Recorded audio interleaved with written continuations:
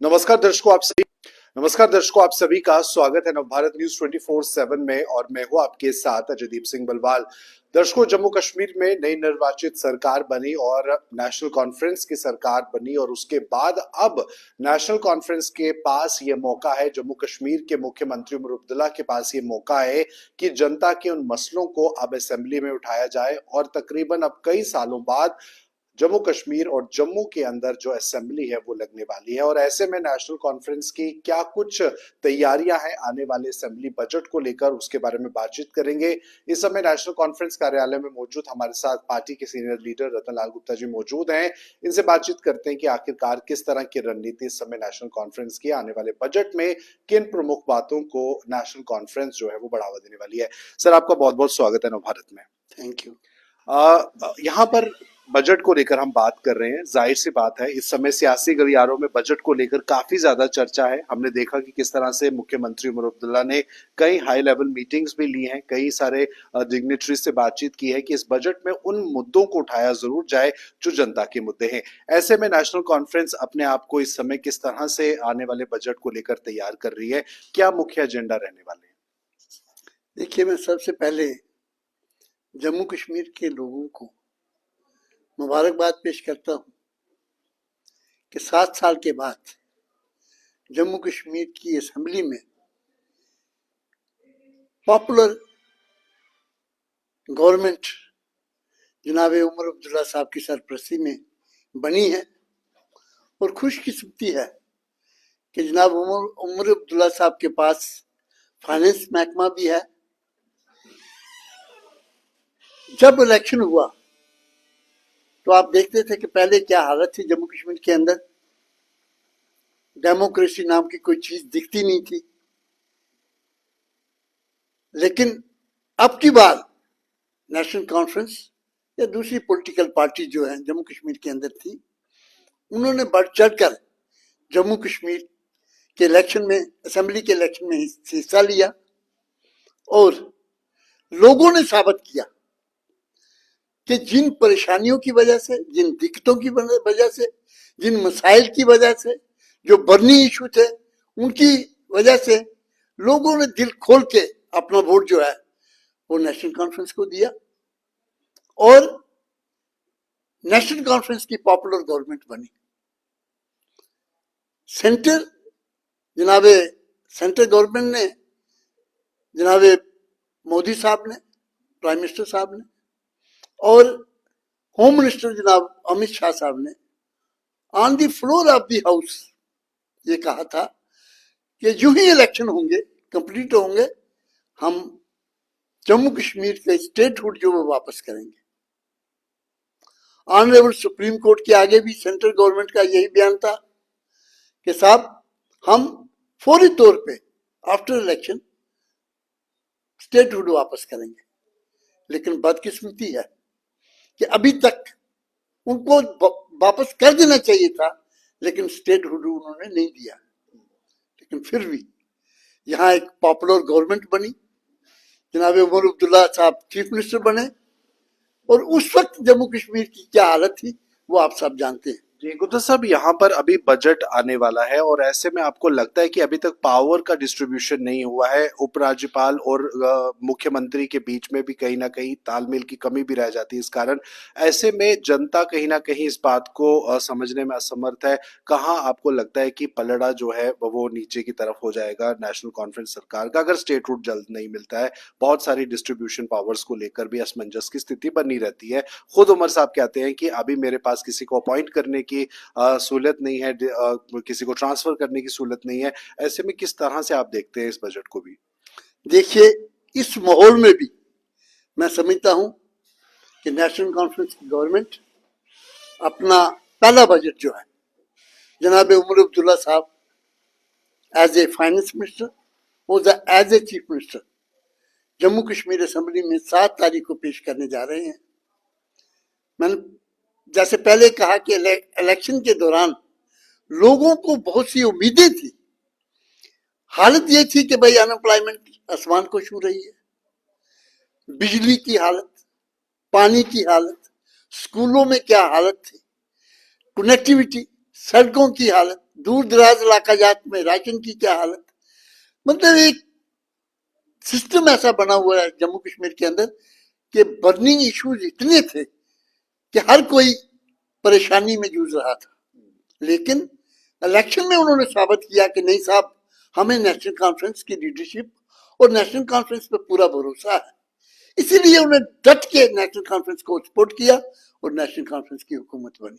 लेकिन आपको लगता है अब हम समझते हैं कि उनकी आशाओं, उनकी उम्मीदें और जिस फ्रॉक दिली के साथ उन्होंने नेशनल कॉन्फ्रेंस की सपोर्ट की है, मुझे पूरी उम्मीद है कि जनाब ऑनरेबल उमर अब्दुल्ला साहब ये जो बजट पेश करने जा रहे हैं, ये बजट ही पॉपुलर पीपल फ्रेंडली बजट होगा। बिल्कुल गुप्ता साहब, यहाँ पर बजट पीपल फ्रेंडली जरूर होगा, इस बात के बारे में आप आश्वासन भी दे रहे हैं, लेकिन अभी जो बहुत बड़ा तबका डेली वेजर्स का है जम्मू कश्मीर में, आशा वर्कर्स हैं, बहुत सारे ऐसे लेबर्स हैं, कॉन्ट्रैक्चुअल लेबर्स हैं जो इस बात की उम्मीद कर रहे हैं कि नेशनल कॉन्फ्रेंस ने जो वादे उनके साथ किए थे वो वादे पूरे होंगे। क्या इस बजट के अंदर इनके मसले को उठाया जाएगा? आपको लगता है कि ये प्राथमिकता इन मसलों को दी जाएगी, डेली वेजर्स को पक्का करना, चाहे जल शक्ति विभाग हो, इरिगेशन विभाग हो या अन्य विभाग हो, उसके अलावा कैसे देखते हैं आप इसे? देखिए, बजट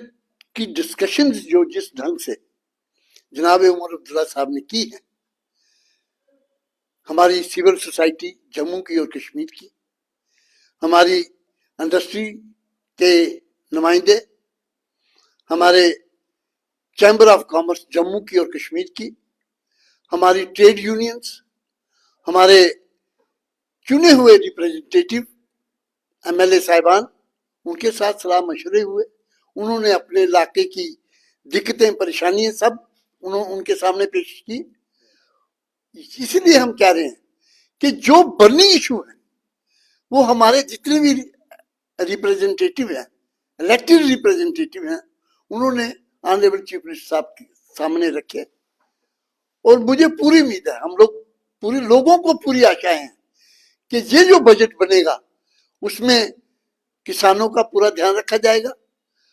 ये बजट अनएम्प्लॉयमेंट जो जम्मू कश्मीर के अंदर हाईएस्ट इन द कंट्री है, उसको फोकस किया जाएगा, उसकी कैसे किस ढंग से उसके साथ अनएम्प्लॉयमेंट के साथ डील किया जाए। हमारे पानी के बारे में, बिजली के बारे में आपने देखा कि पिछले दिनों बिजली का कितना क्राइसिस था, लेकिन मैं शाबाशी देता हूं हमारी जो पॉपुलर गवर्नमेंट के मंत्री हजरात बने हैं, वो जगह जगह गए, बजाते खुद जनाब उमर अब्दुल्ला साहब कश्मीर के अंदर काफी देर तक बिजली के क्राइसिस के दौरान वहां रहे, ताकि लोगों के साथ इंसाफ किया जाए। जिन दिक्कतों के लिए, जो जिन बर्निंग प्रॉब्लम्स के लिए वो परेशानियों में जूझ रहे थे, आज हालत काफी हद तक सुधरे हैं। जी, एक सवाल और है गुप्ता साहब यहाँ पर कि ये मुद्दे जो कि जम्मू कश्मीर की जनता से जुड़े मुद्दे हैं और कई सालों से ये मुद्दे जो है वो चलते आ रहे हैं, जैसे हमने डेली वेजर्स की बात की, लेकिन नार्को टेररिज्म जो है बॉर्डर क्षेत्रों में बहुत बढ़ता जा रहा है। इन्फिल्ट्रेशन के साथ साथ नार्को टेररिज्म की भी बढ़ोतरी हो रही है और जम्मू और कश्मीर शहर के अंदर भी आए दिन बड़े स्तर पर जो तस्करियां हैं ड्रग्स की वो देखी गई है, पकड़े गए हैं। ऐसे में ड्रग्स कंट्रोल को लेकर किस तरह के कानून जो है आपको लगता है बनने जरूरी है? बजट के अंदर किस तरह से इन चीजों को स्ट्रेंथन करने की जरूरत है? क्या बजट के अंदर इस बात पर भी गौर फरमाया जाएगा? देखिए, लॉ एंड ऑर्डर जो है वो सेंटर के अंदर है, तभी हम बार बार कह रहे हैं कि साहब स्टेटहुड दीजिए। जो लोगों की चुनी हुई सरकार, पॉपुलर गवर्नमेंट है, उसके पास लॉ एंड ऑर्डर होगा तो ये ड्रग्स, ये दूसरे जो जुराइम बढ़ रहे हैं उस पर अच्छे ढंग से कंट्रोल कर पाएंगे। आप दिल्ली से कंट्रोल नहीं कर सकते यहाँ, क्योंकि यहाँ पे लोगों की चुनी हुई सरकार है। जो सिविल सोसाइटी है वो अपना पूरा काम करेगी, बशर्ते कि यहाँ की सरकार को जो हाथ आपने बांधे हुए हैं, ये आप कर सकते हैं, ये नहीं कर सकते, ये ना और हाँ की बात नहीं चलनी चाहिए। इनको पूरा कंट्रोल होना चाहिए, क्योंकि क्राइम रेट आप नोट कीजिए बढ़ रहा है। ड्रग्स सिस्टम आप रोज अखबारें सुबह देखिए भरी हुई होती हैं कि वहां ड्रग पकड़ा गया, वहां ये हुआ, वहां वो हो गया। छोटे छोटे बच्चे, आपने देखा पार्लियामेंट के अंदर एक सवाल के जवाब में वहां पे कहा गया कि 13.5 लाख लोग नशेई हैं जम्मू कश्मीर के अंदर, जिनकी एज 10 साल से लेकर 80 साल तक, जिसमें औरतें भी शामिल हैं। आप अंदाजा लगाइए कि इस पे कंट्रोल करना बड़ा जरूरी है, वरना आपकी आने वाली नस्ल जो है जिस तरफ जा रही है उससे जम्मू कश्मीर के अंदर बुरी हालत हो जाएगी। और ये खाली जम्मू कश्मीर नहीं, आप पंजाब की हालत देख लीजिए। हमारा यही कहना है कि साहब आपने एक वायदा किया on the floor of the house कि स्टेट को हम फौरी तौर पर रिस्टोर क्या लगता करें। है आपको सर, क्यों ये देरी क्यों हो रही है? क्योंकि 3 से 4 बार खुद मुख्यमंत्री उमर अब्दुल्ला दिल्ली गए हैं, प्रधानमंत्री से भी शुरुआत में उन्होंने मुलाकात की, जब यहाँ पर सीएम का पद संभाला, गृह मंत्री के साथ मुलाकात हुई है, जो बीजेपी के बड़े लीडर हैं उनके साथ मुलाकात हुई है, आश्वासन मिला है। प्रधानमंत्री ने खुद कहा है जम्मू में कि जो वादा किया गया था वो निभाया जाएगा। कमी आपको कहाँ लग रही है? क्या इसमें भी अभी कोई सियासत केंद्र कर रही है? क्योंकि खुलकर उमर साहब इस बारे में खुद भी नहीं बोलते, लेकिन फिर भी कहते हैं कि जो एक तालमेल है वो बनना चाहिए केंद्र की सरकार के साथ। डॉक्टर फारूक अब्दुल्ला का भी यही मानना है। आप इसे कैसे देखते हैं? क्यों आखिरकार कमी अभी की जा रही है? क्या पंचायती चुनावों का इंतजार कर रहा है या किया जा रहा है? उसमें भी कुछ आपको लगता है कि ये सियासत है, पॉलिटिक्स है, जिसके कारण ये सब लेट हो रहा है? देखिए साहब, इस वक्त जम्मू कश्मीर जो है ये एक बड़ी सेंसिटिव इलाका है, सेंसिटिव स्टेट थी। अब यूटी कहिए आप, सेंसिटिव यूटी है, बॉर्डर यूटी है। यहाँ पे वायदे किए हुए जो फौरी तौर पे लागू करने चाहिए थे, ये लोगों के हक की बात है। ये लोग इसमें इन्वॉल्व हैं। लोगों ने कहा साहब हमारे पास क्या था, हमारे पास वोट की ताकत थी, जो डेमोक्रेसी की जो होती है। लोगों ने दिल खोल के वो वोट दिए और अपनी सरकार बनाई उन्होंने यहाँ पे। अगर अपनी सरकार होने के बावजूद लोग आज सोचते हैं कि साहब हमने तो सब कुछ जो हमारे हिस्से में हमने किया है, अब बारी सेंटर की थी, प्रॉमिस उन्होंने किए थे। हमारे तो यही कहते हैं ना, रघुकुल रीत सदा यही चली आई, जान जाए पर वचन न जाए। जो वचन इन्होंने हमारे साथ किए, प्राइम मिनिस्टर साहब ने, जहां होम मिनिस्टर साहब ने, वो वचन निभाना चाहिए था। ये तो हमारी परंपरा है। ये जो मैंने आपको बताया ये तो हमारे रामायण में है, रामायण युग की बात है कि एक साइड पे हम कहते हैं कि साहब, हम कहते हैं आपने एक ये वचन दिया है, हमें वायदा किया, उस वायदे के बेस पे लोगों ने डट के वोट दिए हैं। सर लेकिन अगर आप वायदा पूरा नहीं करेंगे तो फिर आप कहेंगे कि भाई दिल की और दिल्ली की दूरियां जो हैं वो ज्यादा होंगी। आपकी प्रतिद्वंदी पार्टियां आपको इस बारे में घेराव कर रही हैं। उनका कहना है कि जो वादे एनसी ने किए थे लोगों से, चाहे बिजली कम दरों पे देने की बात की गई, एक वर्ग को मुफ्त देने की बात की गई, कई अन्य वादे स्टेटहुड को लेकर, उससे लेकर आपका घेराव रहता है, चाहे पीडीपी हो चाहे अन्य दल हो।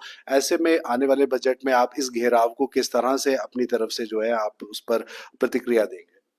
देखिए, हमने जो मैनिफेस्टो पेश किया और जिसके बेस पे हमें वोट मिले वो 5 साल के लिए है।